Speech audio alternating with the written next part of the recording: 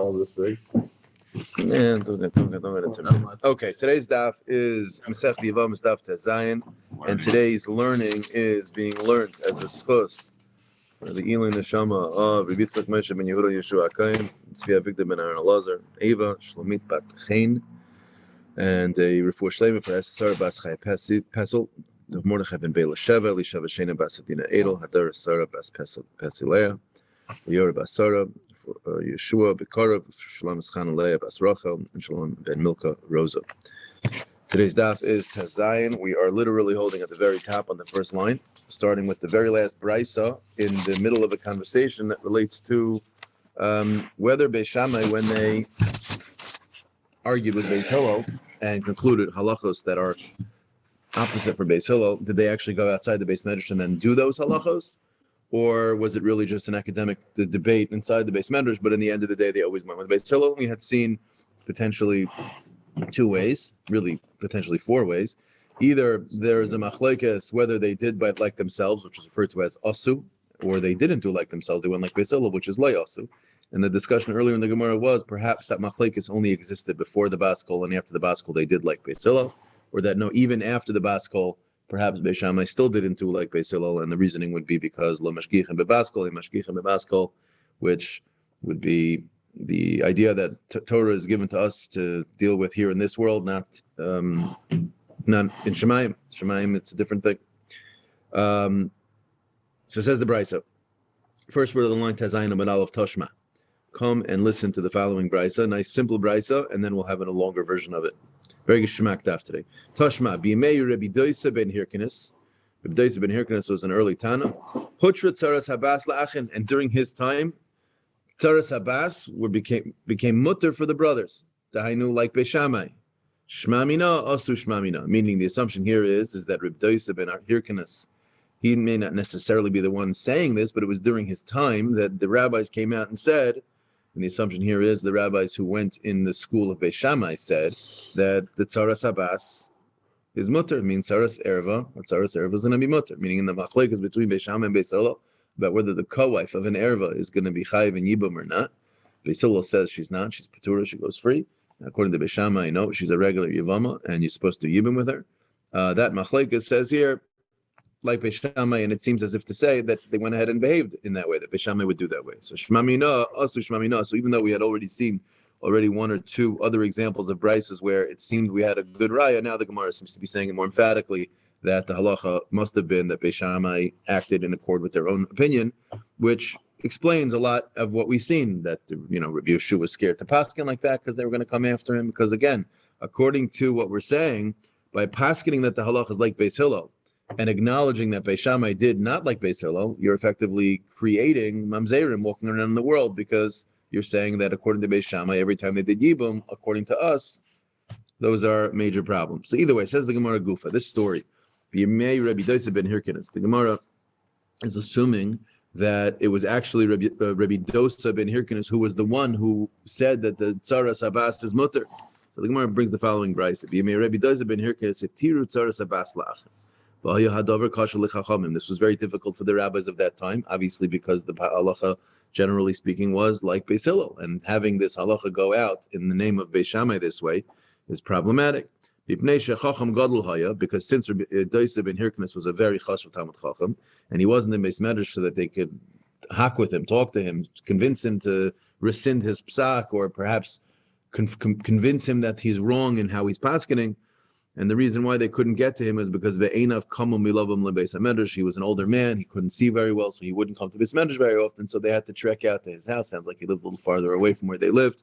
So therefore, Amru, they said, Mi yelech v'yodiu. Who's going to go and talk to him? Who's going to go and discuss the matter with him? Amr lahu, Amr lahan Rabbi Yeshua. Rabbi Yeshua was the Nasi or the Avbezdin at the time. I think Avbezdin, and he was the head, maybe the Nasi. I'm not sure. He says, Ani yelech, I'll go. Okay, v'achar of me, who's that? Who? It sounds like the Lord of the Rings of you. They're trying to figure out who should take the big trek to go out to the rabbi's house to go convince him that really Tzaras Habas is a problem. And again, they're doing God's work because they're worried about mamzeros here. They're worried about people. They want to figure out exactly what to do. V'achar of me, Rabbi Elazar ben Azariah. So we have two Rabbi Elazar ben Azariah, if you remember from the story in Brachas. So he was also either one was the Abbez and one was the Nasi. I forget which one. They also switched off to which one was which. But the point is, they were two of the great Talmidei Chachamim of that time. The Achram, and the third one, me, Rabbi Akiva. So we have three: we have Rabbi Yeshua, Rabbi Elazar ben Azariah, and Rabbi Akiva. Great Tanoim, the greatest of the Tanoim.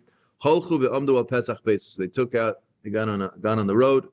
They got to his house. They were standing on the porch. Nichnasa shivchasai, and the lady who worked there, the woman who worked in his house, the gaita, whatever it was, Amrulai, and she went inside to Rabbi Doisa ben Hirkanis and said, Rebbe, Master, Chachmei Yisrael b'ayin atzlacha. The great Jews, the great rabbis, the great Tanoim, they're waiting outside. And he said, Amrulai, Yichnasu, tell them to come in.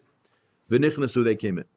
Tafsu le Rabbi Yeshua. Immediately, Doisa ben Hirkanis. Remember, an old man, his eyes were not well enough for him to even travel, but he was able to grab Rabbi Yeshua. He didn't even have to question who he was. He knew who he was. Rabbi Yeshua was an older man at this point.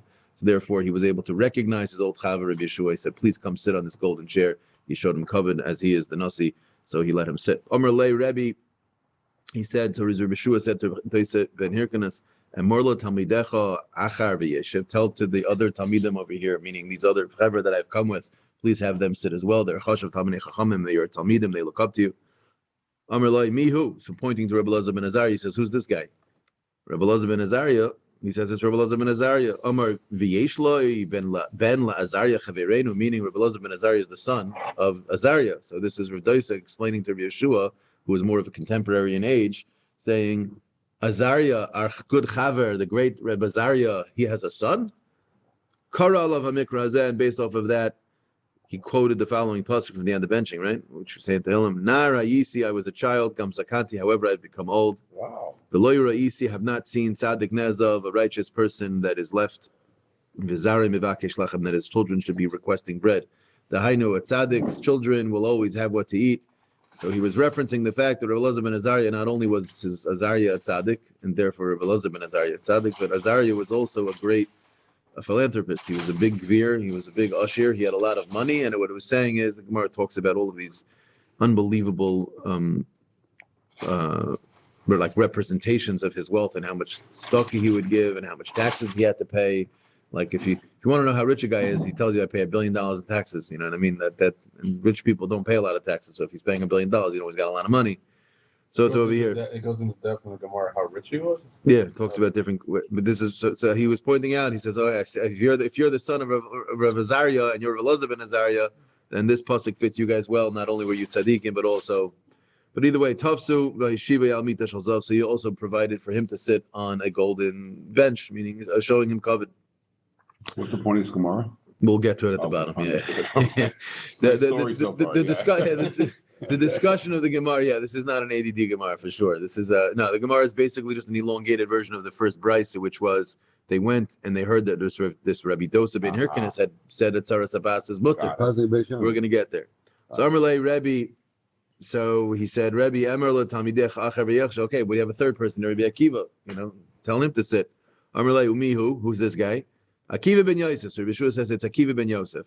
Amrlei, he said to him, Atahu Akiva ben Yosef, Sheshimcha Eilich Misavolim Batzaifa. Are you the one that everyone talks about? The Akiva ben Yosef.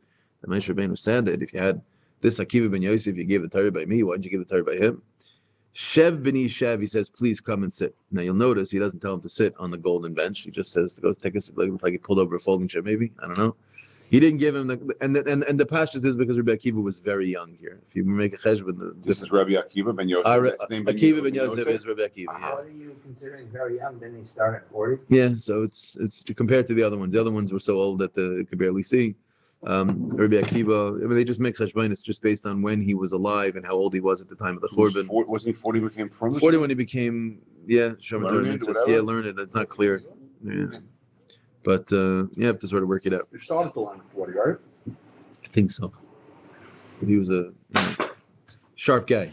So presumably he's 40 or not? Do you have any idea? Something in that range. Okay, something in that range. These other guys have to be in their 80s, maybe 90s. Because they say they talk about him already that they knew about him.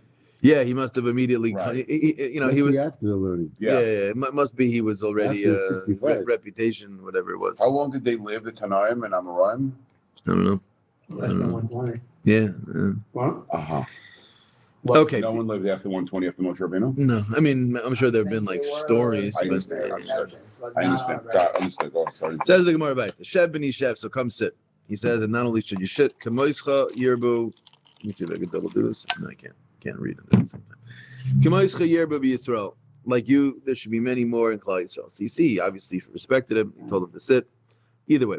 So they're sitting now. They're all sitting around the table. He puts out some grapes, maybe some pistachio nuts. Yeah, and he says, so Nu, what are you doing over here? He said, they start peppering it with shilas.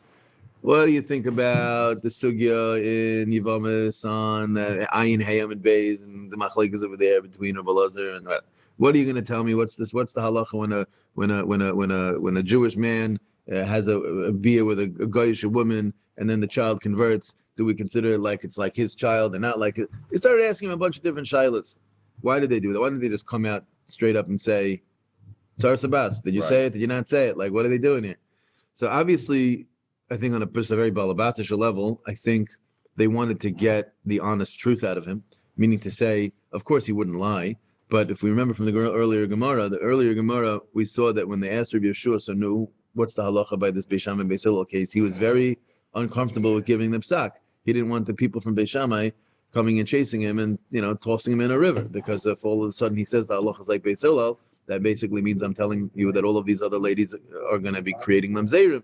So maybe they didn't want to just come out and say, hey, what's the halacha in this shaila? He's like, what? Maybe he would immediately respond with, oh, that's why you're here. Maybe I should be a little bit careful. So they pretended like it was a conversation about all of Torah. We're coming to visit you. And then at the end, we wrote, it's like when you tell people when they have a meeting, if you ever want to know what the meeting's about, it's the thing the guy asks you as you're leaving. So whatever he's talking about in the meeting and as you walk, oh, just one more thing. That's the meeting. That was the reason for the meeting. Just that's the reason. Because your guard is down.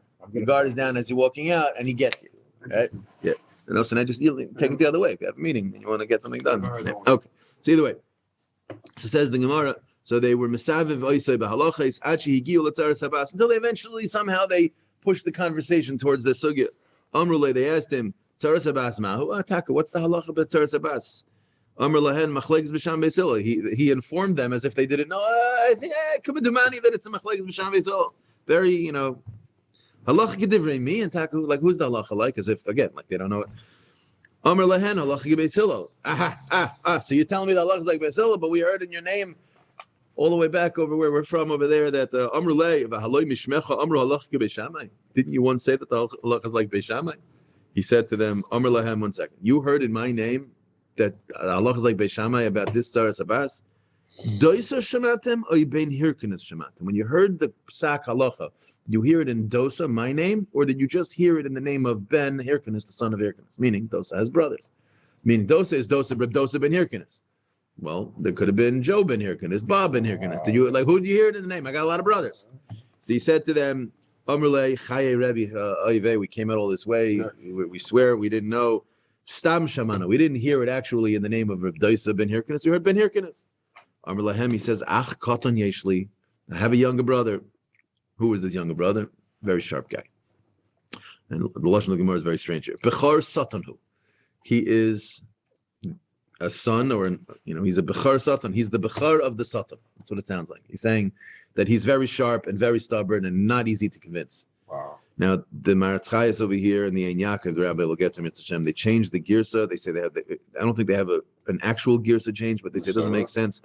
They change it and they say that it could be, so the Ein Yaakov changes it to Bechar Shanunhu, that he was a very smart and learned brother of mine. And the Maratz Chayes. It's a misprint, Satan. So the problem is the Yerushalmi has the exact same girsa. It's very difficult, unless the person who did that was basing it off of this, but it's hard to imagine that. Can you say it's similar to Rashi and Ben Tom, where they're in the same family and they fundamentally argued on every single topic? No. They clearly argued. The question is, calling him Satan, I mean, that's already... So it wasn't necessarily the Satan. I mean, the thorn in his side. Yeah, okay, so you're saying it like a Derek Jewish. Yeah, that's... Why it's just in Lashon Listen, Torah, isn't it? Rashi says that basically. I mean, Rashi basically says... Yeah, Rashi says that it's not to be understood literally. Rashi explains, if you take a look, Bechar Satan, it's like 4 or 5 lines down from when it gets skinny. Bechar Satan, Rashi says, a charif, he's sharp. The oimed al shmu asai, he stands to his opinion, meaning good luck convincing him not like this. Yeah. That's the English for Rashi, sharp and stubborn. That's what it says. Sharp, yeah. Yeah. 11. Yeah, okay. He does what he believes. He doesn't care how many people are arguing with him. He's going to stick to his guts. Which, take it. That means Take that it he away. held the Gersa with Satan. No. I mean, Rashi clearly held it. Yeah, that's for sure. So Rashi's trying to explain how, from the brother's perspective, can you imagine growing up with a brother like that? Meaning, obviously, he's a very impressive person, very smart, he knows his stuff. But I mean, a conversation with a person like that is hell. I mean, trying to have a conversation with someone who literally can't understand the other side, even if he disagrees with it, is very difficult. So he says it could be you heard it from him, meaning to say he's a Talmud of Beis Shammai, which, by the way, seems to go a little bit hand in hand with Talmidei Beis Shammai. What did we say earlier about Beis Shammai? We said they're mechadedi tvei, that even though they were in the minority, that they were allowed to paskin like themselves, because even though they were in the minority, they were sharper, they were better learners, they were smarter than Beis Hillel. But the Gemara, actually, an Eruvin, famous Gemara, the Gemara that talks about the Baskol, talks about, well, okay, so why is the halacha like Beis Shammai? Why is the halacha like Beis Hillel? Meaning, what is the reasoning for it? The Gemara says because effectively the Gemara says that Beis Hillel were nochim the aluvim. They had great midas. They were softer. They knew how to. When you came to Beis Hillel, he said, al regalachas. What's the Torah? Meaning there was a certain softness, a certain, they say Reb Chaim Kanievsky also. He didn't know how to say no to a request. He didn't know how. He went to every single bris until he literally physically couldn't go anywhere in Yerushalayim for sure. He would go to any bris. If someone would ask Reb Chaim Kanievsky to go to a bris to be sandak, he would go. Random guy, can you be sandak? They had to protect him from getting the requests because they knew he couldn't say no. I mean, certain people just have such an openness and a softness that they don't know how to be tough. Rav Dosa ben Hirkina says younger brother Yonason Shmai, he was not like that. He had no problem, standing his ground. And both midas are obviously very important.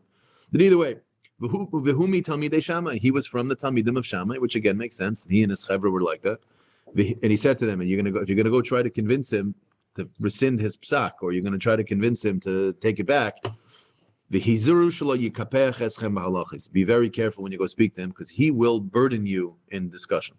He is not someone to be lightly, hey, what do you think? You can come to me and we can have this conversation with the grapes and pistachios. You're going to go to him, you're going to get knocked around a little bit. Why? He has 300 shuvas. He's got 300 solid reasons as to why he believes that a tzaras habas should be mutter. He's not just sitting there with a gaiva. He's got it in cheshbon. Why he arguments and svaras and lamdas.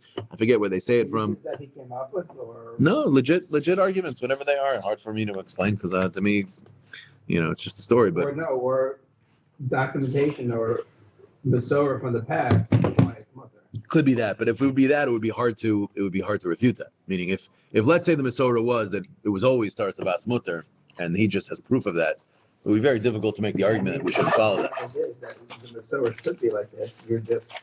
Well, no, I'm saying if the Masorah that we have can be proven to be demonstrably false, like for instance, if all of the Torahs we have, for instance, we find that, again, I'm not saying this is the case, that if this would happen, this would be true, but if the question was only about, I have documentation to the effect that can prove that even the people you say did the way you think, proved it, like, meaning if I can show you that even Talmidei Beis Hillel for years and years and years were going like Beis Shammai, that would be, I think that would be the end of the conversation. But if you look at the Sivas today, right, when you have someone that died and two sons take over, they each swear that they're right and they're doing like their father. So they're both saying that their service. Yeah, but if one of them would come with a letter from the father saying, in the future, when the two of you argue, this one's right, that would be the end of the discussion. The other one would say it's fake. So unlikely that they're arguing over whether he had 300 shuvas and there's a forgeries. Unlikely. Could be, maybe. Pashtus is that he had 300 arguments, good svaras or proofs or psukim or whatever it is. There's I don't remember who they quoted it. For some reason, I seem to remember it. It's the Rogachover guy, Rabbi Posen, right? So he was the co-rabbi of Dvinsk with the Or Samach. So he was referred to as the Rogachover guy because he was a great genius. But apparently, to get into his yeshiva, I've heard this, I'm not 100% sure, but to get into the yeshiva in Dvinsk, you had to be able to show, I don't remember what the number is, it gets quoted in like 50 different ways to be metaher sheretz, meaning you had to show the ability in your ability to reason, to come up with 50 halachic arguments or something to show how something that is blatantly written in the pasuk is tamei, to show how it's tar. You have to show the ability to Talmudically, think outside the box. Exactly. Writing a check didn't do it. No, definitely not. They say that the Rogachover go and chazard all of Kol Terakula once a month. So they say it had phenomenal memory every time someone would come to him, even Rav Meir Simcha, when they would meet once a month and daven together, or even whenever they would get together and talk and learning. They say that Rav Meir Simcha used to always try to catch him. Like if whatever he'd be learning at the Rav Meir Simcha was Rav Meir Simcha, but he would try to catch him. He was like mind-boggling. He would say to him, "Oh, Masech Tebeya, this Tana comes up 7 times." Yeah. And he says, "You're trying to catch me. It's 6, and you made up the 7th one because that's a Toe Sofer over there." Like he just knew his stuff. That's the Chavis Chaim or Simcha? No, that's Rav Meir Simcha. This is Rav Meir Simcha, the Ar Sameach, the Baal Ar Sameach from Dvinsk. Yeah. That's actually the yeshiva Ar Sameach named after. There was an Ar Sameach? Yeah, they both lived in Dvinsk at the same time. Rav Meir Simcha was the Av Bezdin, and the Rogachover who was from the city of Rogachov. He was 1800s, 1700s? Late 1800s. Late 1800s. Late 1800s. Yeah, the Rogachover lived into the 20s. Not at all. The Rogachover lived into the 20s. I think maybe early 30s. 1920s? Your grandparents could have potentially seen it. Oh yeah, for sure. He was a contemporary of the Aruch HaShulchan, contemporary of the Chav Chaim. Yeah, 100%. My grandfather studied in the Litta. Yeah, This is Dvinsk. Yeah. Although the Rogachover had a little bit of an influence from Ger also, so he had a little Hasidic influence. He's alive today. Yeah, he did. He also He was favorite people to go. well. That's a reverse. That's a But a low allow. no. He's still with the guy in the show. Okay, so either way, so V'yanis and Shemai v'hu metamidei Shammai v'hizaru shelo yikapeh. I'm reading if you guys want to pay attention. Lefi sheyeshima shalosh me'os shuvas b'tzara sabas. Guys. Yeah, b'tzara sabas shehi muteris. So he had 300 shuvas to prove that Tzara Sabas is mutter. So he said, be careful, don't run into him because he's going to knock you out. Meaning, if you want to continue passing the halachas like Beis Hillel, I would quietly leave and try to avoid him. Yeah. This is what the brothers are. The brother's saying, he's like, listen, I've been living with this guy my whole life. I love him to death. He's my brother, but I don't win arguments. So, I've been pretending to be blind, so I don't have to deal with him. You know what I mean?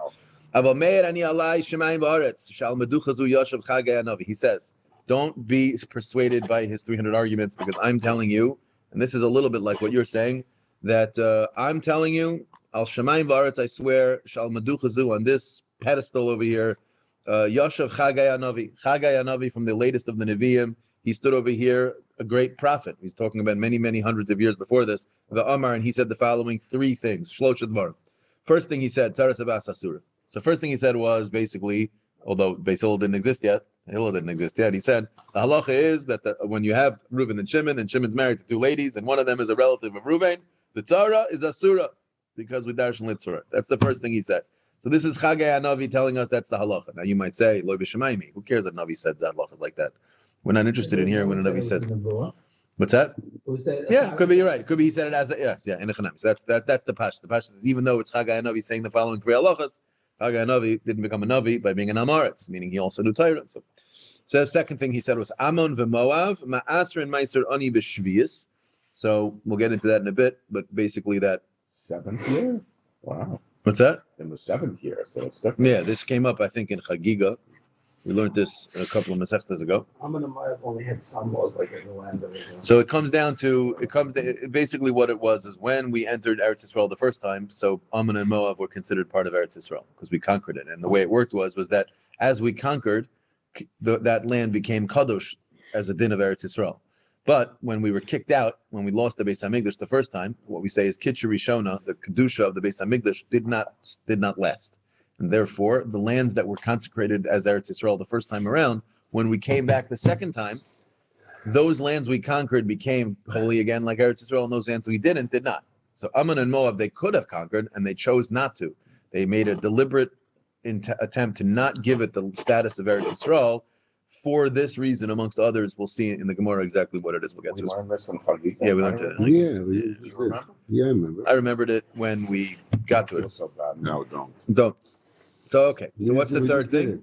The third thing is umekablim geirim mina karduyin umina tarmudim. We accept geirim from karduyim and mina tarmudim, which needs to be clarified. Why wouldn't you? Meaning we always accept geir unless they're from like a Malek or unless they're first, second, third generation Mitzri and Amaini. not Amini, Edoimi, whatever. There are times that we don't. Yeah, Ammon and Moab males are never taken. Amalek we don't take. Third generation, first and second generation Mitzri, although Mitzri now doesn't mean, from Cairo, it means whatever Mitzri was then. Edoimi, there are certain groups that we don't take from. What about the Kuthites? That's a different thing. They were Gerim, but the problem was that group of people, they eventually went off. It's not so clear. Yeah, we'll take from anywhere, pretty much. I mean, honestly, we push everyone away. That's the truth. It takes female science. Just told me. Yes, Rus on my yeah. It's the famous discussion. If we have time, I'll tell you a beautiful vart afterwards on the Chumash by the Malachim when they came to visit Armavina, but not now. Okay, Tana. So three halachas. The first one, which was relevant for our Gemara, was that where are these places? Not clear, not sure. Yeah. Tana, the Brisa says, Keshenichnesu, when they went into this to see Reb Daisa ben Hirkinus, Nichnesu bePesachecha, they went to the front door. However, Kesheyetzu, when they left, Yatzu b'shloisha psachim, they left with 3 doors, meaning they went through to 3 different exits. So Taisus over here says the reason why was exactly for the same reason we just said. Taisus says here, the small little Taisus up on the top. Shelo yimtzeim kulam yachad. We didn't want that Reb Daisa's brother Reb Yonasan would find them all together. They'll catch them all in the halachis, and now they'll have to baskin like him. They knew that this guy's going to have 300 arguments. They're probably not going to win in that debate, and they therefore figured if only he catches one of us, all right, so he catches one of us, but when we get back, we don't have to be kaveh the halachas like them, because the other 2 avoided them. Whereas if all 3 of them got the 3 biggest gedolim are forced to agree with him, all of a sudden we're going to be matir tzaras abbas.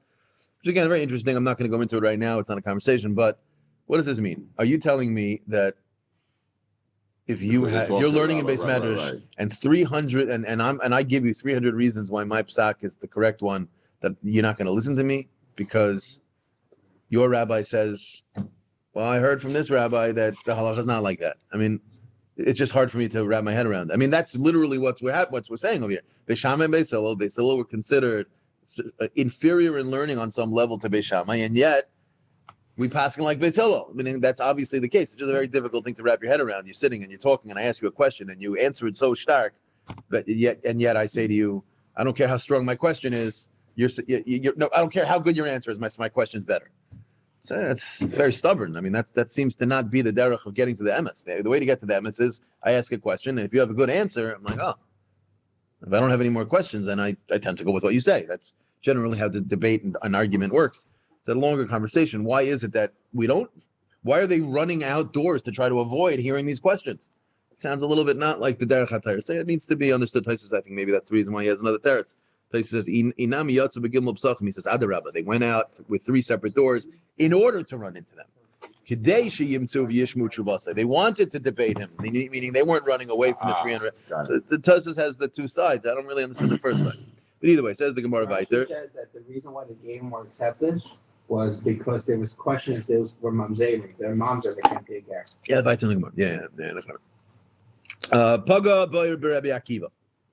So they went out 3 separate doors. What ended up happening?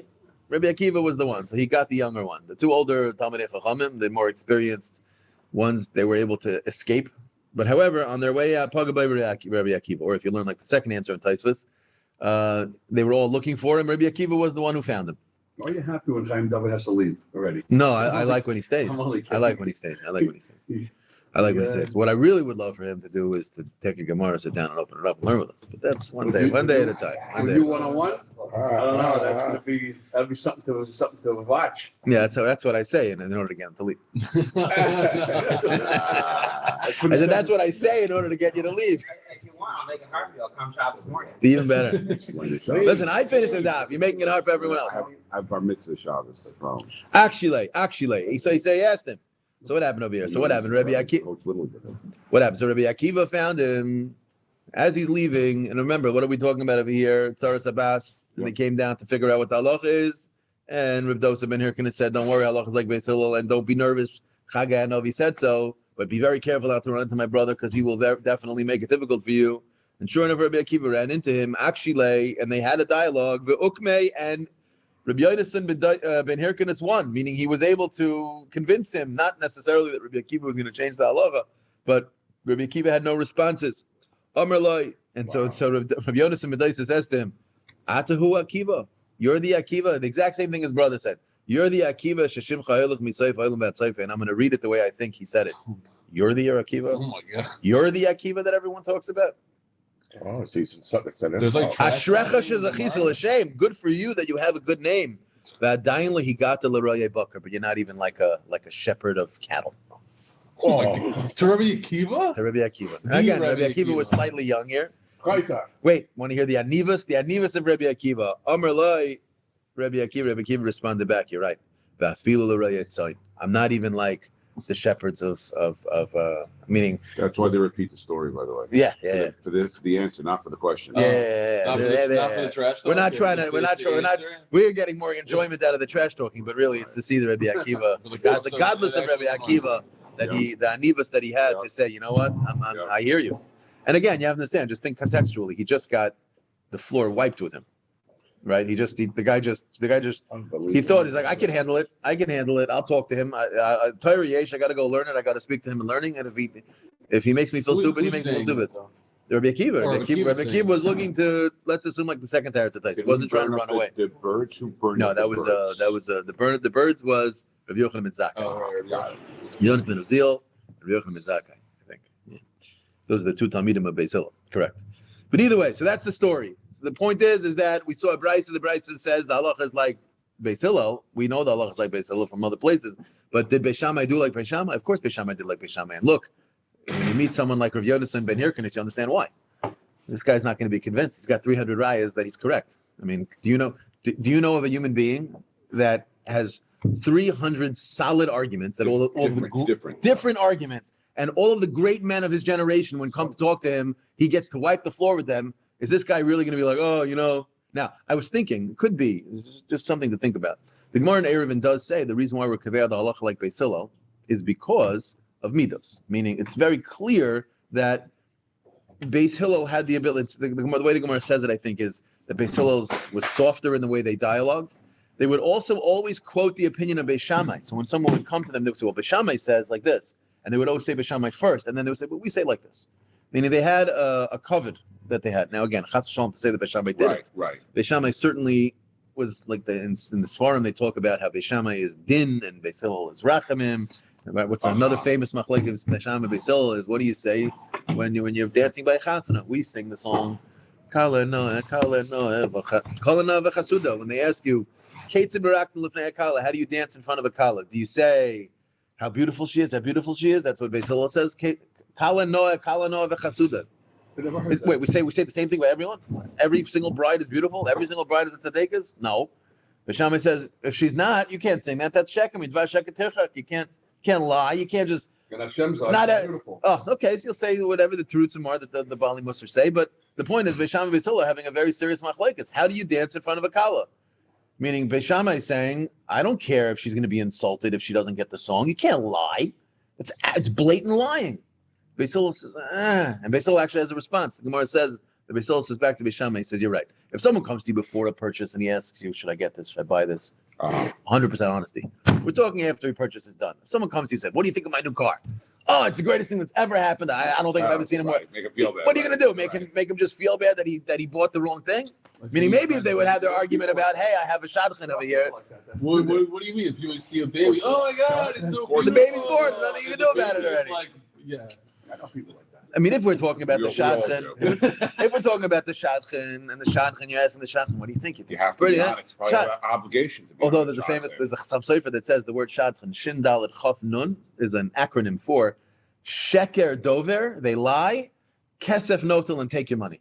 That's what a shadchan is. Wow. Unbelievable. Obviously, good shadchanim don't, but they want to get paid. It's a business. So is she pretty? Oh, she's beautiful. Yeah. What's her family like? Oh, you'll never find a better family. She has amazing. Sheker dover, they speak the davar. Sheker dover, they speak sheker. Kesef notel, and they take kesef. Yes, I'll send it to you. I have to find out. I have to remember where I heard that some say from. Yeah. Wow. Yeah. Meaning he's like eyes wide open. Yes. But after the shidduch is done and you're at the chasana, the Beis Hillel says about it, don't lie. But I'm not saying blatantly lie, but he already bought it. To him, she's calling all the chazuda. It's the worst thing to embarrass somebody. Oh, terrible. And yet you see Beis Shammai had such a machlekes because you see that there was a certain midah that is very hard for us to wrap our head around because we live in a read world like that's that very years Beis ago. Hillel. Yeah, right. There are some Yeah. people that they're a Yechidei Skula. Shul is like that. Yeah, this is Yeah, a Beis Hillel it's shul. shul, There's not no a doubt Beis about Shammai it. This is shul, a Beis yes. Hillel shul, Yeah. 100%. And it's not a knock on people who are like Beis Shammai. There's was meant to be more. Yeah, like you're saying, like how much mercy do you have on someone when they talk in shul? Here, you might get a shush after like the fourth time they interrupt. Right. There are some other shuls where if you even look, throw you out. yeah, they're like, You you're done, look, don't you come gotta, back. like, yeah. This isn't a place for you. If your Right. kid can't shut up, don't bring them. Yeah. You know. Not for me. And they those say a places. very Yes, okay. hardcore. So you're very Yeah. Beis Hillel. Yeah. There are people who are Beis Shammai dick, and they live on a little bit. Let's be honest, they live on a little bit of a higher madrega because they're able to conform to a higher standard. We have Yom Kippur every year, thank God, because we need cleansing, we need dry cleaning. Most people need it. Most people can't wear a white shirt all year long and keep it white. It gets dirty.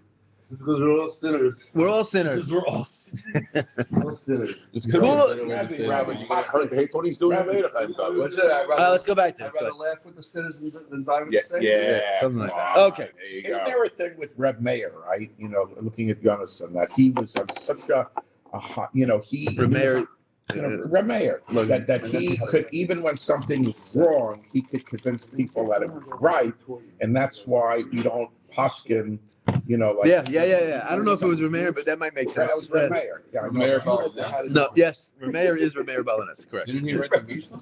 He is one of the Mishnayos, one of the Yeah, Tanaim. make him feel Yeah, good. Stam Mishnah Rameir. A lot of Ah, We don't generally pass like him. However, if it's a Stam Mishnah, we do. only in Yeah, stuff. Rameir, yeah, that's true. There is an argument there. Meaning to say, we reward intelligence, but it is not the most important thing. Right, Is- yeah, is the point. Meaning no. just because someone's, in fact, I would say sometimes it goes the other way. Sometimes, or oftentimes, you find some people, I found this in yeshiva, sometimes the smartest guys, the guys who had the greatest intelligence, were actually, sometimes, if they didn't put the work in, they were the most dangerous. Because honestly, like, they could very easily play with you. Because when you're very smart and you're indulgent and you're engaging in an academic pursuit, very intelligent people who don't have good intentions can do a lot of damage because they're smarter than you. They will be able to disprove every argument. You could be this naive young guy trying to learn, your heart's in the right place, you're trying to get it. And this guy's like some cynical, older, smarter guy who's like, oh, you dummy. Let me play with you. And you won't have anything to respond with because the topic is something that he's so comfortable with. He's so clear in. It's dangerous. Your Shemayim is hard to come by. In fact, just to bring back the Rogachover, they say that he had a phenomenal memory. So the Rameir Simcha or Samech said about him, he says, yeah, he probably had a good memory, but they make it sound like he learned it 3 times and he remembers everything. He says the guy chazed it once a month. Anytime you came to him, he was less than 30 days from having learned it. If you had learned something within the last 30 days, you'd also probably have a pretty decent memory of it. It's just we don't learn 30. Right. We don't finish things. The whole thing 30 days, right? I mean, we're going to learn Daf Yomi or Tzashama over the course of 7 to 8 years. So there's a good chance that something from 5 years ago, you're going to be like, huh? I don't remember that. Something from yesterday. Something from, okay, so okay, so either way, continues the Gemara. So he said 3 things, Chagaya Novi. The first thing was Taras Abbas. The second thing was talking about Ammon and Moab needing, giving 2 Meisers, and the third one was accepting Gerim from Karduyin and Tarmudim. So the Gemara says, after this story, let's get to the second thing.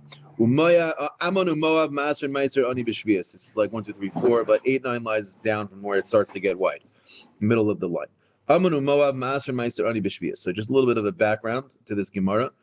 Like I said before, when we entered Eretz Yisrael the first time, Kibush Haaretz, every area that we conquered became part of Eretz Yisrael, like actually officially part of Eretz Yisrael, B'Kedusha. What's the nafkamina of it being part of Eretz Yisrael? Well, there's a whole bunch of laws. The entire Seder Zerayim is all the halachos of how you deal with the fruits of the land. You have Meiser Rishon, Meiser Sheni, you have Truma, you have Bikurim, you have Dmai, and you have Arla and Ravai, and you have Leket, Shikha, Peah, all of this stuff. Yeah, all of these mitzvahs that are Tzluyas Ba'aretz, which only apply. How come we don't have Leket, Shikha, Peah here in America? Because we're not Eretz Yisrael. So if something doesn't have the Kedusha of Eretz Yisrael, then it doesn't have all of these halachas. What's another? Shemitah. The Shemitah cycle, year 1 and year 2 and year 4 and year 5, year 3 and year 6, you give all of these different types of meiser. So whether something's considered Eretz Yisrael or not matters in terms of these halachas. Now, Midrabanan, here let's go step by step. So that means Eretz Yisrael and not Eretz Yisrael has those major distinctions.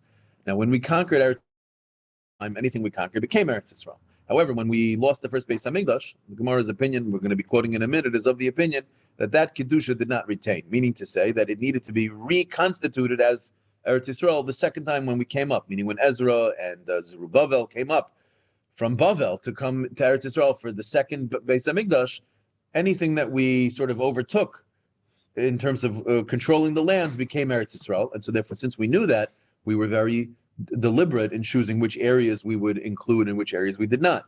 One of those lands that we came across was the lands of Ammon and Moab, which are on the other side of the Jordan River. And so therefore, why did we choose not to conquer it? We could have, and we could have annexed it officially to Eretz Yisrael. And the following is the reason I'll say it outside. Because since we knew once we get into Eretz Yisrael, we're going to be keeping all of the mitzvahs of Tluyas Ba'aretz, which meant that beyond all of the other laws, in the seventh year, the year of Shemitah, you're not allowed to work the land, you're not allowed to plant, you're not allowed to do all these things. That's what a Shemitah year is. So that means the Aniyim living in Eretz Yisrael during the year of Shemitah don't have the normal things they would get, like leket and shikha and peah. Yeah. They also can't work the land. A lot of the Aniyim, they would be like day laborers. They would go work for you in the land. Well, if you're not working the land that year, if all of a sudden all of the Mexicans are coming into California to work all of the crop fields, can't do any work, where are they going to go? They got no work, right? Same thing over here. The Aniyim in Eretz Yisrael couldn't do any work during Shemitah, so where are they going? It was a big problem. They had no parnasa to begin with. Now you're taking away the jobs that they could do. So they made a very wise cheshbon. What is the third? Oh, okay. What?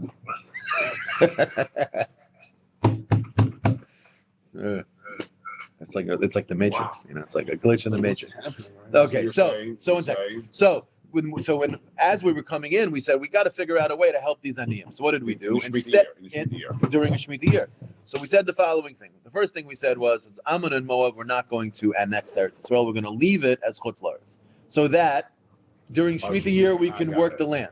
Now, Midrabanan, Ammon and Moab, because it once was part of Eretz Yisrael, Midrabanan, we treated it like Eretz Yisrael in many capacities. So in years 1 and year 2, we'd give various different meisers that you would actually bring, even though technically it wasn't Eretz Yisrael. So you would do meiser sheni in year 1 and year 2, and then you do meiser ani in year 3, and then 4 and 5 again meiser sheni, year 6 meiser ani. So it would be 2 meiser sheni and then a meiser ani, 2 meiser sheni then a meiser ani. Now in Eretz Yisrael in the 7th year there'd be nothing. But here we decided, since you're working the land anyways, you'll take meiser in this year also. That means in Ammon and Moab, there was number one, a big chiddush that you even took meiser, because if it's in Eretz Yisrael, there's nothing. Work the land. Yeah. Then the second chiddush is that you would take meiser, and then the third chiddush is, well, which meiser should it be? Should it be meiser sheni that you need to bring to Eretz Yisrael, or should it be meiser ani that you give to the aniyim? So says the Gemara. This was what Chagai Hanavi said. Ammon and Moab ma'asrin meiser ani b'shvius, meaning in Ammon and Moab, outside of Eretz Yisrael, they would work the land during Shemitah in order to help out the aniyim, and not only to help them out with leket sheklu peah, but also whatever meiser you were giving from the produce that you made in your 7th year, you would give a 10th of it set aside for your local aniyim. The Amar Mar, and here's just the Gemara speaking out what I just said outside. Harbe krachim kivshu oili Mitzrayim. Many lands were conquered by the first generation when we entered Eretz Yisrael, coming out of Mitzrayim. But when we came back around the second time, they did not conquer, meaning to say they left it as Chutz La'aretz. Why? Since the first Kedusha of Mitzrayim, when we went in the first time, was Kadosh, but however, it left, it did not stay in, and it only came back when we conquered it again. Therefore, V'hinichum, they left over some lands on their second time in to keep that from becoming Kadosh, in order what? That's explained. That's the second din of Chagai Hanavi. What was the third din? The third din was that we're mekablin geirim, we to accept converts, min hakarduyim vehatarmudim. Karduyim vetarmudim, these are funny words, these are places it seems, and we'll see in a moment exactly what was so special about these places that you might think you shouldn't, and the chiddush of Chagai is you did. Says the Gemara, Aini, is it true that we would accept geirim from such places? Tani Rami bar Yecheskel, did not Rami bar Yecheskel teach us the following? Ein mekablim geirim min hakarduyim. He told us not to accept geirim. We'll see on Amabez exactly why. Cartoon. What's that? Cartoon. You're reading Weiter. Oh, sorry. Yeah, it's okay. No. Ravashi, Kartuyim itmar. And the answer is, you're right. Meaning, one statement is saying not accepting them from the Karduyim, and then you're saying that Rami bar Yecheskel says, Ein mekablim gerim min Karduyim. Ravashi is telling us that when Rami bar Yecheskel said, Ein mekablim gerim min Karduyim, the right language to use is not Karduyim with a dalid, but rather Kartuyim with a suf. Are they different people, obviously? Yeah, completely different group of people. It's like, are they Persian? right? Oh, the Iranians, Iraq. Right, yeah, right, exactly. It sounds a lot. It's very similar. You know, if his name's Fardad, that's a problem. If his name's Farbad, it's okay. Like, what's the difference? I don't know. But you ask an Iraqi, he'll tell you the difference. Yeah. What's the other one? Like a Sikh versus an Indian. People like, you know, if you don't know the culture, you look at them. Oh, look at that guy. He's Like Arabs or Christian Arabs. Yeah, exactly, 100%. So we're saying over here, you have Karduyim and you have Kartuyim. The Kartuyim were a problem, and the Karduyim were okay. The Amri Inshi Kartuyim Sulim. Like people say, stay away from the Kartuyim. Why stay away from the Kartuyim? We'll see in Amud Beis. Ikad Amri, another way to say this discussion is Tani Rabbi Yecheskel. Rabbi Yecheskel taught the following halacha: Ein mekabel gerim min hakartuyim. He said emphatically, don't accept gerim from the Kartuyim. My love, hainu Kartuyim. Ask the Gemara. I might assume they're the same, Kartuyim and Karduyim, and it's just a different way of pronouncing it. Says the Gemara, no. Amar Ravashi like Kartuyei lechud v'Kartuyei lechud. Kedamri inshi Kartuyei psili. Fine. So that was the third thing that he told us.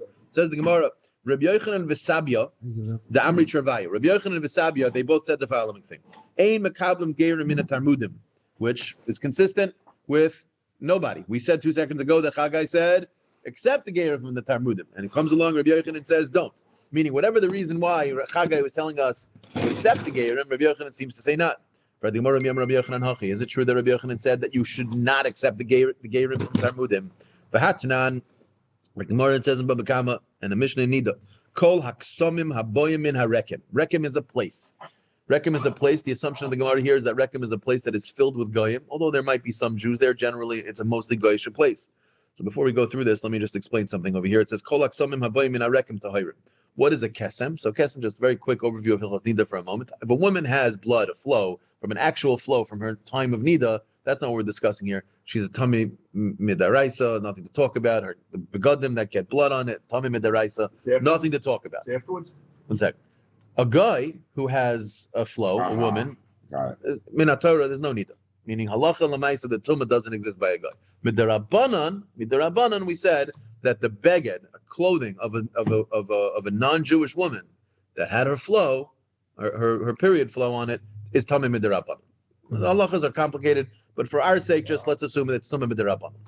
Now, additionally, midarabanan, we said that a Jewish woman, even if it's not her uterine flow, even if it's not period blood, but let's say it's a stain, and maybe 10 days after she would normally get her period, there's a very good chance this is not period blood. Midarabanan, we said, you know what, we're going to treat that like period blood as long as it meets certain criteria. Without getting too far into the details, this is where you get the whole business of it's got to be bigger than a penny, and it's got to be on something that's makabel tumah. That's already midarabanan. There's a separate tumah called of tumas kesem. It's a stain. Kesem comes from a stain. So you have a stain, a blood stain. Kesem literally means stain. So let's say a woman is not during her period flow, and she's wearing her normal underwear, and she looks in her underwear when she's taking it off, and she sees, oh, I got a spot of blood. So what's the halacha? She knows she's not having her period. Her body does not function that way. Women know exactly when they're getting their period. This is not at the time which she should be getting her period, and boom, she sees blood. Now, it could be she has a cut. It could be she has an infection of some type, whatever it is. But the point is, with the Rabbanan, we said if it looks and smells and makes people feel, hey, this looks very similar to what it's like when she's actually seeing her normal flow, with the Rabbanan, we said it's tameh. But now, what about a guy's begadim? What if a goyish woman has a kesem? Do we take that far?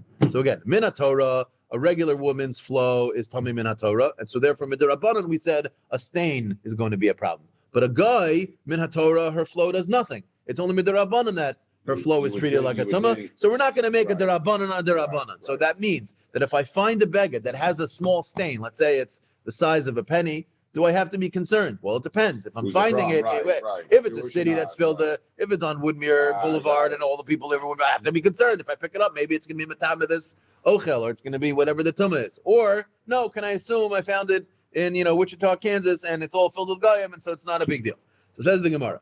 Again, contextually, we're dealing with Rabbi Yochanan. Rabbi Yochanan said 2 seconds ago that you cannot accept gerim from this place called Talmudim. Now, let's read this whole Mishnah. The Mishnah says, if someone finds a beged that has a stain on it, a blood stain, and it's from the city of Rekem, which we're going to assume now for a moment has no Jews in it, or if it does, it has a very small minority of Jews in it, to Hirim, it's tahor. That's consistent. It makes sense. You don't have to assume it came from a Jewish girl, and therefore you don't have to assume it's tameh. Rabbi Yehuda says, no, you have to be concerned that it's tameh. Mipnei shehem geirim, because we're nervous that there are some people, part of that community, that are geirim, v'toyim, and they just don't know meaning they were Gerim, and then they went off the derech. So that means that we just don't know whether that there are actual Gerim in there. And he says for some reason you have to be Choshesh. We'll have to understand why. The Gemara is going to say later, not today, maybe tomorrow. Why exactly do you have to be Choshesh? Wouldn't it be a minority and robe? You can also robe. So we'll talk about something called the Parish, Maruba Parish, and then Kavua Kemachza Machza, very Lamdish Chakiras. We'll get to it in Mitzvah tomorrow. However, if you found it amongst the Goyim, meaning to say you're for sure 100% that there's no Jews in there, then even he agrees to Hirin that they're Tahar, which again is consistent because again the Kesem, the stain for a Goyish woman, the Rabbanon is not Tami. And on this Mishnah, they had the following discussion as we flip over to Amud Beis. You just said it without any detail that if it's found amongst Goyim, that you don't have to be concerned. It's mashma that we don't even have to be concerned that there's any Jews over there. The Amr Rabbi Yochanan then said, you okay? Your facial expression tells me you're in pain, and therefore I'm in pain. I apologize. I have to leave. Yeah, go ahead. Have a great day. Have a great day. I'm not going to see everybody tomorrow. Thursdays I go to shul at 6:10. Okay. I'll see everybody tomorrow. One. Yeah. What? I don't go. I know like that. that. All right. Have a great day. So what did Rabbi Yochanan say in conclusion from this Mishnah? Mekabel Gerim Mitarmid. He concluded from here that we're Mekabel Gerim Mitarmid. So 2 seconds ago, Rabbi Yochanan said we don't accept Gerim from Tarmid, and now he's saying we do accept Gerim from Tarmid. How do you put the 2 and 2 together? Yeah. And V'chiteimen, maybe you'll tell me Zois when Rabbi Yochanan concluded on this Mishnah, Zois Meres, he wasn't saying his own opinion. He was just saying that one could conclude from this Mishnah this way. Zos velo sevirele. That can't be. The Ha'amar Rabbi Yochanan, Aloch Kistam Mishnah. This is a Stam Mishnah. There's no one arguing with this statement of Oivdei Kechavim. The Oivdei Kechavim, everyone agrees that in Bein Oivdei Kechavim, the Ksamim are going to be Tahar. And if there's also Meres that Rabbi Yochanan is pulling off of that, is that you can even be Mekabel Gerim from Talmud, then, meaning, because again, it didn't distinguish. Because if you couldn't accept Gerim from Talmud, right, which is what Rabbi Yochanan had said originally, then they should have let us know the reasoning why you wouldn't be allowed to accept Gerim from Talmud, we'll see in a moment, is because you have to be concerned that some of them are actually Jewish and they're Mamzerim, and since you can't accept a Mamzer into Klal Yisrael, you would have to not accept Gerim from Talmud. Since it doesn't say that, it assumes that this city of Goyim can even include Talmud. The implication is that you'd be allowed to accept Gerim from Talmud. That's how Rabbi Yochanan comes to that conclusion. So says the Gemara, that can't be. Okay, so fine. So we'll answer up for Rabbi Yochanan's kasha. Rabbi Yochanan originally said, I won't accept Gerim from Talmud, and now he's saying you can't accept Gerim from Talmud. The Gemara answers, they're Jewish. One second, we'll get there. It's the Gemara. It's literally the Gemara we're about to get to. Yeah. So there's 2 opinions of Rabbi Yochanan. We're not sure what Rabbi Yochanan said. One Amara holds, like you do find this oftentimes by Tanoim, where it'll be Trei Tanoi v'ali badeh, meaning it's 2 Tanoim, and each of these Tanoim are arguing over what that Tana said. So sometimes you'll have a quote of Rebbe Eliezer and another quote of Rebbe Eliezer, and it seems like it's a contradiction. We try to answer it up, and sometimes when we can't, we'll say, yeah, it must be that one Tana held Rebbe Eliezer had this, one Tana held Rebbe Eliezer had that, and therefore it's not really a contradiction. So we're saying the same thing here in Rabbi Yochanan, that Rabbi Yochanan must have said at some point the halacha by Talmud. One Amora is quoting him as having said that you can accept Gerim from Talmud, and the other one is saying not. Either way, the Gemara is having a dialogue. Talmud, this area, you're not allowed to accept Gerim, or you are allowed to accept Gerim. But okay. If you're allowed to accept Gerim, that makes a ton of sense because they're not from the groups that we normally say you can't accept Gerim from. But according to the opinion that you can't accept Gerim, like why not? Like what's the big deal? They're just Goyim. If they want to come into Klal Yisrael, and as long as they do it the right way, why can you accept them? Says the Gemara, Mi Talmud, my time alai. What is the reason why this city Talmud's a problem? So Gemara says like this: Pligi ba Rabbi Yochanan v'Sabia. This same Rabbi Yochanan v'Sabia that 2 seconds ago we quoted as agreeing about something else, they have an argument as to what the reason why you can't accept Gerim from the city of Talmud, or from the Talmudian people. Chad amr mishum avdei shloimai, v'chad amr mishum b'nois Yerushalayim. So let's just work out what this is saying over here. I'm going to say it outside. So the way you need to understand it is like this. There's going to be a discussion. It's a discussion later in the Masechta. It's a discussion in other Masechtas as well. When a Jewish woman has a child with a Goyish man, what is that child? Jew. Okay, so in terms of Jew and non-Jew, you say Jew, and I agree. That is certainly how we paskin. Yeah. But a lot of times when you're learning Gemara, what you're doing is you're looking at the operating system of Yiddishkeit, which means you'll find opinions that seem to be very uncomfortable because you're like, that doesn't make sense. Like 2 seconds ago, we've learned about Beis Shammai saying that a tzaras ereva is mutter. Yeah. What are you talking about? That's not true. That's not true. Yeah. Teretz says that's because we don't pass like Beis Shammai, so it's a discarded opinion. But when you're learning Gemara, you will find opinions that seem to counter the way you think. Mhm. Well, there's an opinion, at least Rashi might learn this way, that when a Jewish woman has sex with a non-Jewish man and produces a child, that child might go by the father. Possible. Wow. Possible. We don't pass like that. That's certainly not what comes out la halacha. We hold that not only is the child Jewish, the child is also a 100% kosher Jew. In fact, there's no mamzerus, there's none of this stuff. However, that conclusion is only after you open up a Shulchan Aruch. But what about how we get there? So how we get there, there's different opinions. So there's at least two opinions that are absolutely the case, which is that if a Jewish woman has sex with a non-Jewish man and produces a child, one opinion holds the child is a pogum meaning a mamzer, meaning their Jewish child, and it creates mamzerus, meaning that means you have a Jewish child who has a Goyish father and the child is a mamzer. This would mean if you'd have an adopted child, let's say, and you can't verify who the father is, and the father might be not Jewish. According to this opinion, you'd have a Safek mamzer. Now, we don't paskin like this. It's not relevant nowadays. But just to understand that there's a shita in the Tanaim who held like this. Now, the other shita in the Tanaim holds it not a mamzer, kosher. There is a machlekes rishonim what kosher means. Does kosher mean he's 100% Jewish and therefore nothing to be concerned about? Or does it just simply mean he's not Jewish, but he's still Goyish, and if he were to convert, he would be okay to convert because he's not a mamzer. You can only create mamzerus if you are a Jew. That's maybe the opinion of Rashi in certain places. But we're going to work much, much simpler and say that there's a machlekes tanaim. Do we say that when a non-Jewish man has sex with a Jewish woman and produces a child, is the child a mamzer, meaning certainly Jewish, but is the child a mamzer or not a mamzer? So that'll be a little bit easier for us to sort of wrap our head around. Now, if we'll say that the child from such a place, such a relationship is a mamzer, and that child is being raised by his Goyish father and Jewish mother, but the Jewish mother is clearly not a very frum woman. They're living in a Wichita, Kansas. She happens to be a Jewish woman, but let's be honest, she's got a wreath on her door around Christmas time. She's not holding by it. So this kid goes up, thinks he's a guy. Says one day, because he has a Jewish neshama, one day he says, I think I want to convert to Judaism. So he goes through the whole process, goes to a rabbi, he learns about the halachas, and they finally say, okay, you're going to give you a bris milah, you're going to dunk you in the mikveh, mazel tov, you're Jewish. Is he Jewish? Of course he's Jewish, but not because of the conversion, because he was born Jewish. Yeah. Is he a mamzer? Absolutely. You can't scrub away the mamzerus. He was once a mamzer, he's always a mamzer. So therefore, do we accept Gerim from this community of people? No, because we have to be concerned that there are little Jews running around inside who are already mamzerim, and we don't want to bring mamzerim into the Klal Yisrael. Again, it's not that we're pushing people away. We're just saying we're not going to do a conversion and pretend like you're becoming a brand new Jewish person, because we're nervous that we're already dealing with, the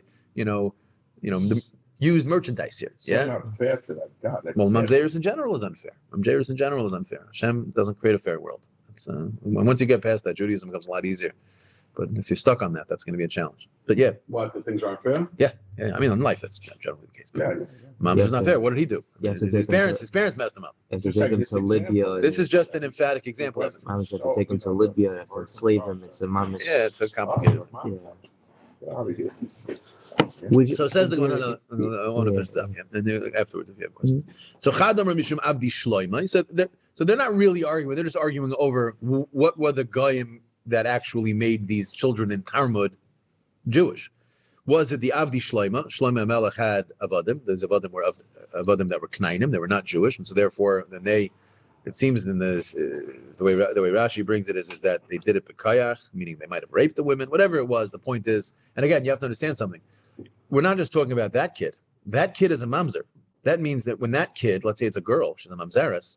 Well, if she has a baby now, that child is Jewish because she's Jewish, and that child is also a mamzeres because the halacha is that when two people have a baby, if the mom is Jewish and any one of the parents are a mamzer, the child's a mamzer. So that means you could be talking 5, 6, 7 generations down the line, and this kid might not even know that his great-great-great-grandmother was a Jewish lady, meaning he's a walking, talking mamzer, and we wouldn't know. Therefore, we just made a blanket statement. This city is filled now. So one story is that Talmud is filled with people who are the byproducts of these illicit relationships between the Avdei Shlomo. The other opinion is the Benos Yerushalayim. We have to understand exactly what the case of Benos Yerushalayim is. The Gemara is going to explain it in a little bit. It's talking about soldiers that came through that area. We'll see in a moment. So it makes sense to say what we're saying if you say like the opinion of Avdi Shlomo, like I just explained, we'll say it's going according to the opinion that says that when a non-Jewish man has bia with a Jewish woman and produces a child, that child is a mamzer. What exactly is that? This is a very strange way for the Gemara to just tell us what really the Gemara is saying is Benos Yerushalayim. Well, why is that a problem? It does it with this weird bishlama. But either way, the point is asking Gemara. So there's two different opinions as to exactly. This is actually Gemara we also saw, or at least quoted earlier. I don't know where, but I remember quoting the following Gemara. Some say there were 12,000 troops. The Shisa Alfe Kashtuye and 6,000 archers, I think. The Chad Amar Tracer Alfe Gavri, there were 12,000 troops. Uminayu Shisa Alfe Kashtuye and 6,000, half of them were archers. But the point is that when these Goyim came into this area, and they wanted to, during the destruction of the first Beis Hamikdash in Bavel, when they came in, most of the Goyim wanted Hakol Nifnu Ala Kesef Ezav. They wanted to loot all of the Jewish wealth and take all of the gold and silver that was in the Beis Hamikdash. The Haim and these people, Nifnu Al Benos Yerushalayim, all they wanted to do was to go rape the Jewish women. Shenemar, like it says in the pasuk, Noshim B'Tzion Inu, the women in Sion in Eretz Yisrael and Yerushalayim Inu, they were tortured. Besulois Ba'ara Yehuda, and the virgins in the city of Yehuda. But again, the point of the pasuk is that they had children from those illicit relationships, and those people ended up living in the city of Talmud. And the point basically is that Benos Yerushalayim were unfortunately taken advantage of and produced these children that eventually became not clear who were the children, the descendants of these people, which means they had somewhere in their past a Goyish, a father that created Mamzerus, and so therefore we don't accept the people from Talmud, because really in the end of the day, there are little Jews running around in there that don't realize they're Jewish and they're Mamzerim. But the point is that according to this opinion, Bia with a non-Jewish father would create Mamzerim. Now Tosfos over here points out, the big Tosfos down on the bottom,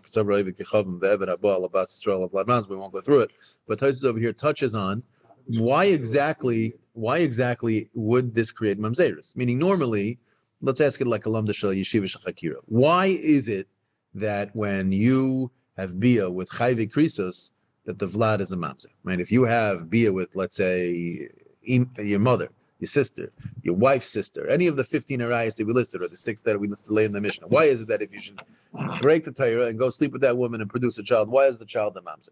Meaning, I'm not asking like hashkafically, I'm saying in halacha, what is the trigger that makes it a Mamzer? So you could say two things.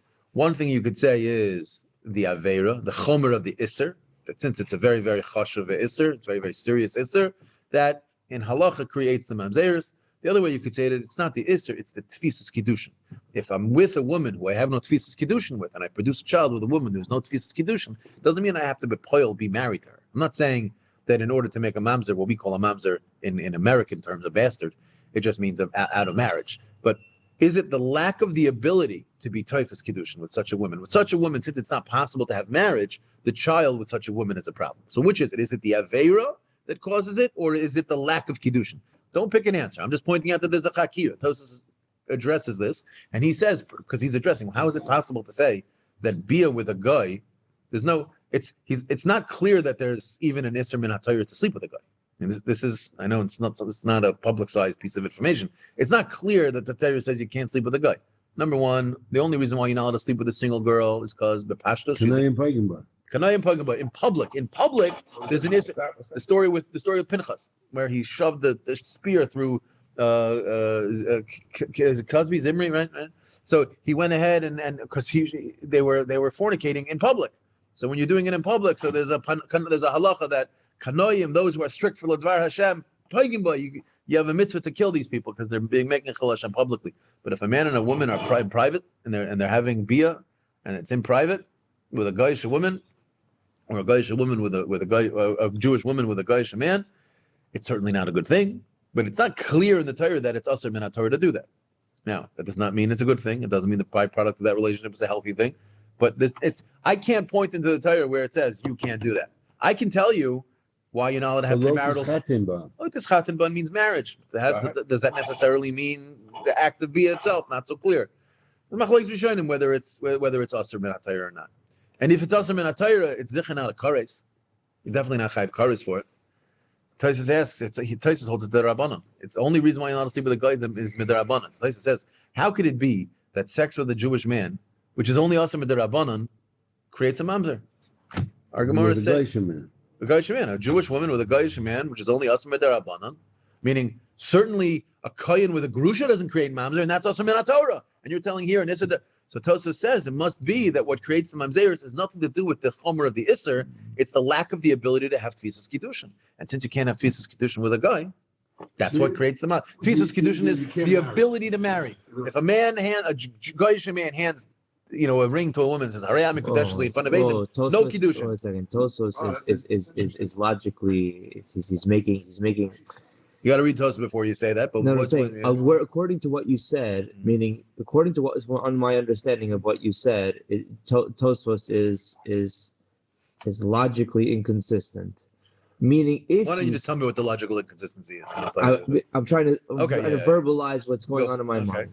And if it takes a little too long, I'm going to cut you off. Right. Yeah. If you say that tfisas kiddushin is what makes it, you can't be tfisas kiddushin with this person. It doesn't create a mamzer. So how could you say that it's the tfisas kedusha that creates the mamzer? The inability to do tfisas kedusha.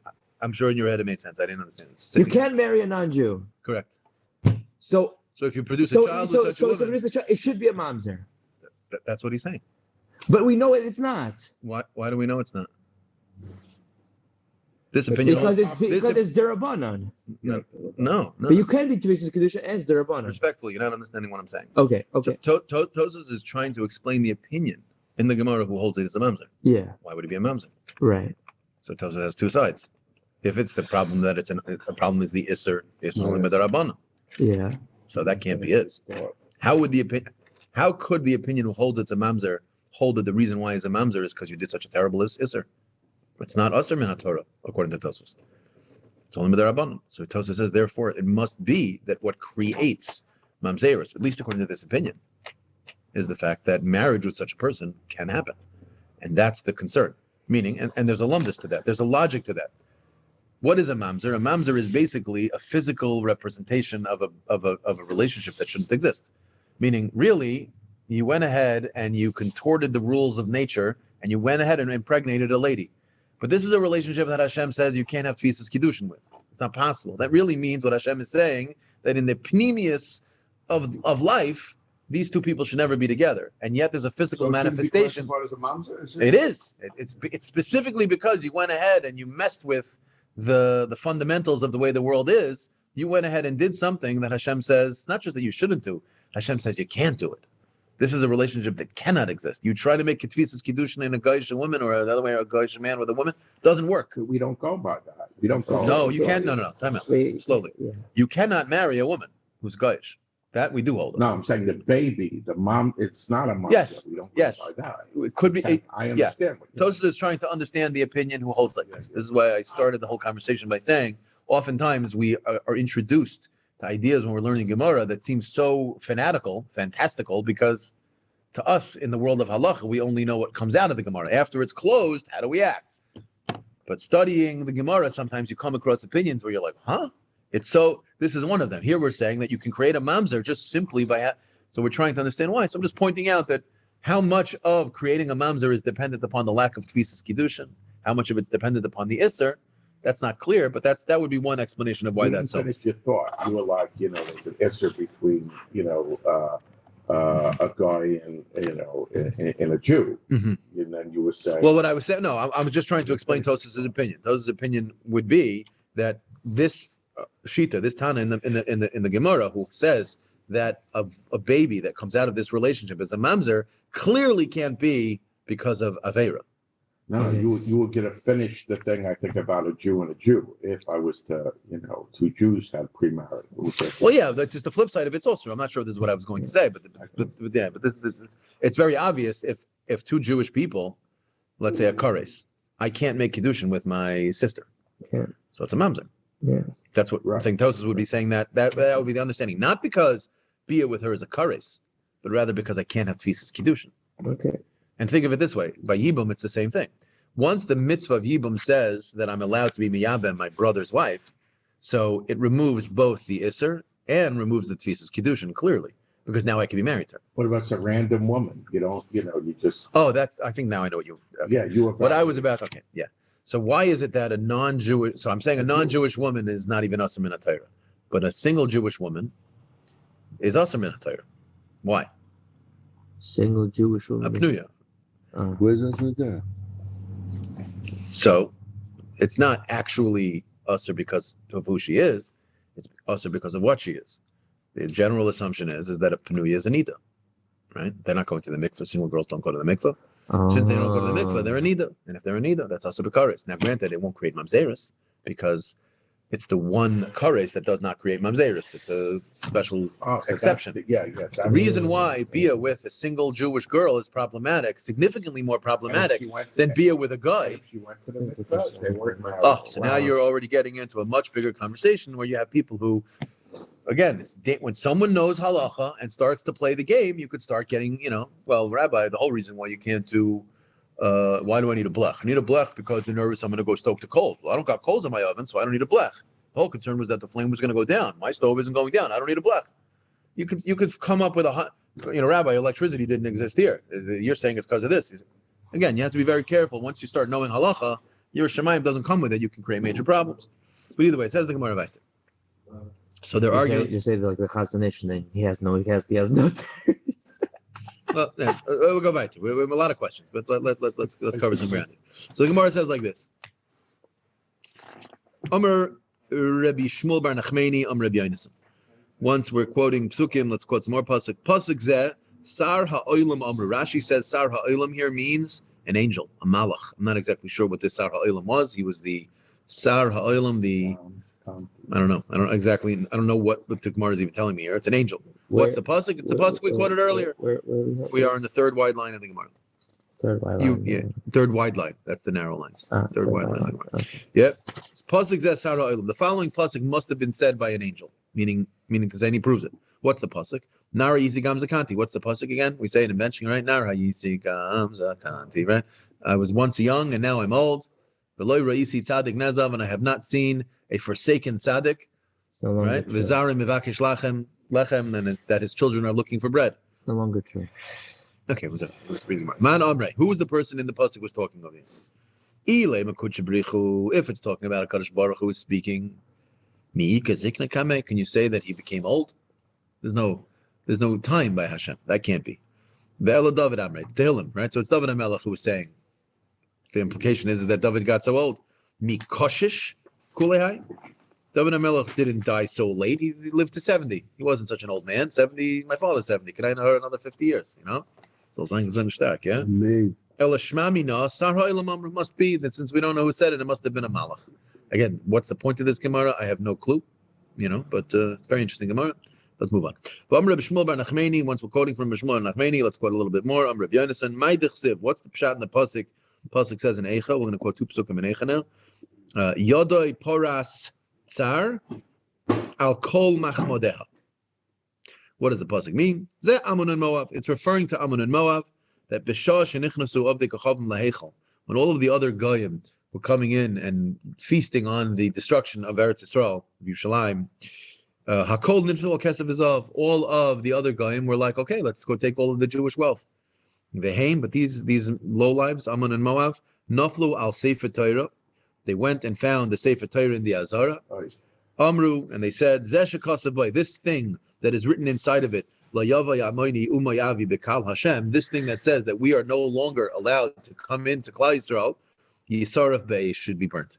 Very, very interesting Gemara. On the one hand, they respected it, meaning they didn't want there to be a remembrance, because you have to remember, the Sefer Torah in the Azara was the Sefer Torah that we would use if we ever needed to fix any of the other Sefer Torah that were outside. This was like the one that we kept with the strongest of Masorah. So if there was ever a question about the way it should be written, or the way a letter should be written, Malay, Chas, or whatever, we would take this Sefer Torah. So they knew enough that this was the Sefer Torah they needed to go to remove this pasuk, to burn it, so that we wouldn't have the ability to prove. Meaning, and it also implies that they wanted to become part of Klal Yisrael. Just think about what they did here. Meaning burning the Sefer Torah because it says this, the Sefer Torah that says don't murder, they burn. Okay, that makes sense. You're a bunch of murderers. You don't want Hitler wanted to destroy the Jews. Why? Because we were like a walking, talking disproof of his entire life goal, which was that, a Nietzschean anti-God, God is dead. We're like, no, there's a God and there's ethics and there's morals, and you have to treat the poor well, and weakness is not necessarily. I never heard that they thought. Yeah, Mein Kampf. You never heard that the Nazis relied on the Nietzschean philosophy of Nietzsche, yeah.